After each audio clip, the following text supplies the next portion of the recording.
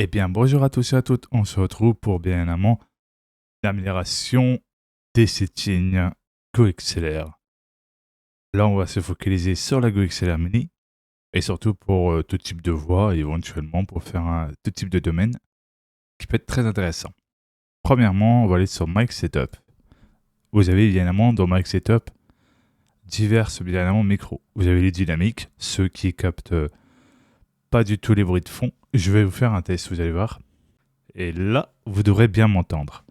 Le fait que le micro capte que devant, qui ne capte pas derrière, ni tout autour quand on règle bien le noise gate, et qui capte très faiblement. Ce qui est la différence avec un condensateur. Les condensateurs, donc les micro-condensateurs, ont une plage beaucoup plus grande et ouverte, ce qui fait que bien évidemment, ils vont avoir plus de facilité à capter tous les bruits ambiants. Même les claviers, la télé, le ventilo de votre PC, et surtout aussi, bien évidemment, vos proches. Très important à prendre en compte. Vous avez les 3.5 mm qui sont généralement des casques micro ou soit tout simplement avec une rallonge évidemment pour faire simple. Prise jack vers prise jack.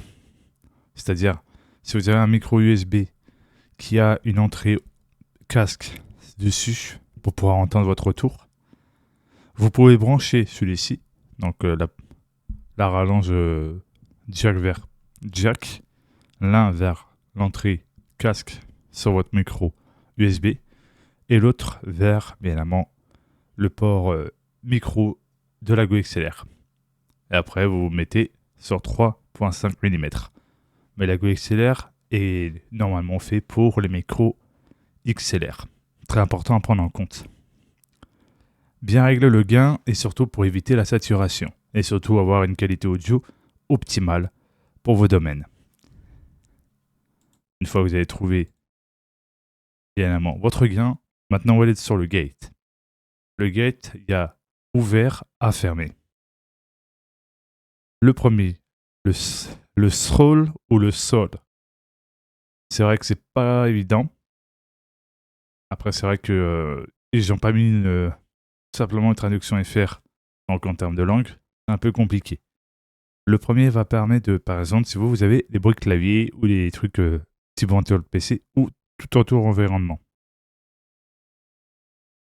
Le but, c'est quand lorsqu'on ne parle pas, on n'entend pas vos bruits de clavier et les bruits autour. Là, j'ai fait un test en tapant mon clavier.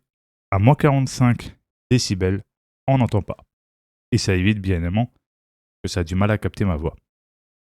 Après, on peut mettre un moins 40. Durant que ça ne coupe pas vos bouts de phrases du début à la fin. Ça peut être très bien.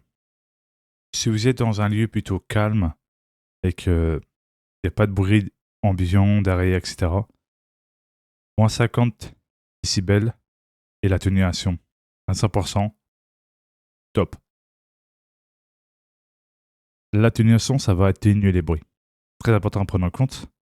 Donc, vous pouvez mettre bien évidemment à 100%.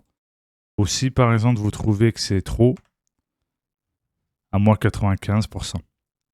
Et à moins 50 décibels. Si vous voulez plutôt un gate modéré,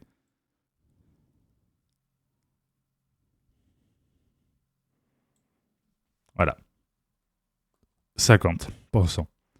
Il va atténuer bien évidemment les bruits qui dépassent au-delà des 50% ici. Et là, ça va faire pareil. Donc ça suit les deux. C'est l'équilibre. Mais si vous avez une préférence de tout atténuer, vous mettez ça à fond et vous réglez sur vos préférences. Du moment que ça ne coupe pas vos bouts de phrases. L'attaque, vous laissez par défaut. La release, c'est quand ça va passer de ouvert à fermé, mais tout doucement, sans brusquer bien évidemment lorsque vous parlez. Equalizer. Vous avez les fréquences comme les low basses, full bass, les médiums et les aigus. Les low basses, c'est ceux où on ne trouve pas du tout votre voix. C'est là où on trouve des bruits type ventilo de PC, les ronflements, etc. Donc moi j'ai mis 30 Hz et j'ai mis un -9 pour faire d'office de coupe bas. Le deuxième qui est les full bass, j'ai mis un 160 Hz, j'ai mis 0. Évidemment, le deuxième qui est dans les médiums, si je ne dis pas de bêtises, j'ai laissé par défaut à 480 Hz et j'ai mis moins 3 pour faire tout simplement pour faire un effet radio. Je vais vous montrer. Vous voyez là, vu que je l'ai mis à moins 9, on a cet effet un peu radio ancien FM et c'est totalement différent. Et si je mets à moins 3, si vous trouvez que c'est trop, vous mettez à moins 2, mais moins 3, c'est suffisant pour faire un effet de radio, sans trop exagérer. N'oubliez pas qu'on n'a pas tous des voix graves, donc il faut faire un équilibre. Les 1.5 kHz, moins 1. Les 5 kHz, par défaut, c'est 4,7 ou 5 Hz. Je vous conseille de mettre un 5 kHz et mettre à 0 pour faire d'office de pseudo DSR. N'oubliez pas que la GoXLR Mini ne dispose pas tout ce qu'il y a de son grand frère. Donc la standard. La standard, elle a tout ce qui est impréampli bien évidemment stéréoïde, les effets de voix.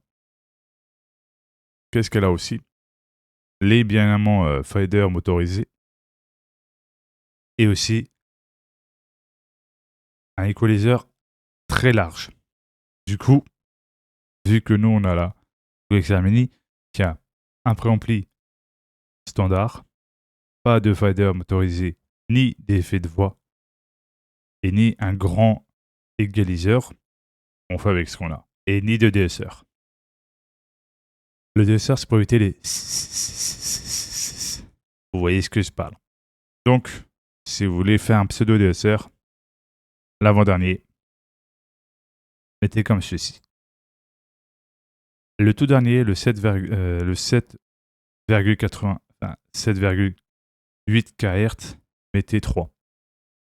Pour avoir un effet un peu brillant et garder une bonne clarté de la voix. Dans le compresseur, mettez moins 18. Le ratio, ça dépend bien évidemment lorsque vous criez fort ou chantez fort.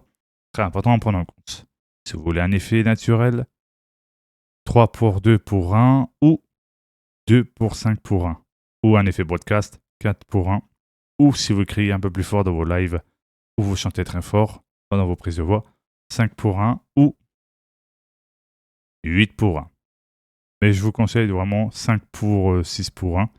C'est un bon juste milieu pour avoir bien évidemment une compression modérée. L'attaque, vous laissez à 10, la release à 100. Le make-up gain, ça dépend. Vous pouvez mettre par 2 fois 5 ou à 6. Si vous avez mis dans le mic setup à 50, mettez à 4 ou à 3. Moi, je mets à 6 parce que j'ai mis, bien évidemment, dans le mic setup 47. Et voilà.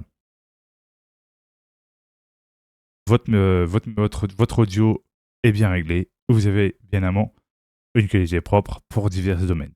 Si ça vous a plu, n'oubliez pas de vous abonner, de mettre un pouce bleu, d'activer la cloche de notification et de partager. Et on se retrouve à la prochaine pour les prochaines aventures. C'était Monsieur Kazetra. Ciao, bye bye.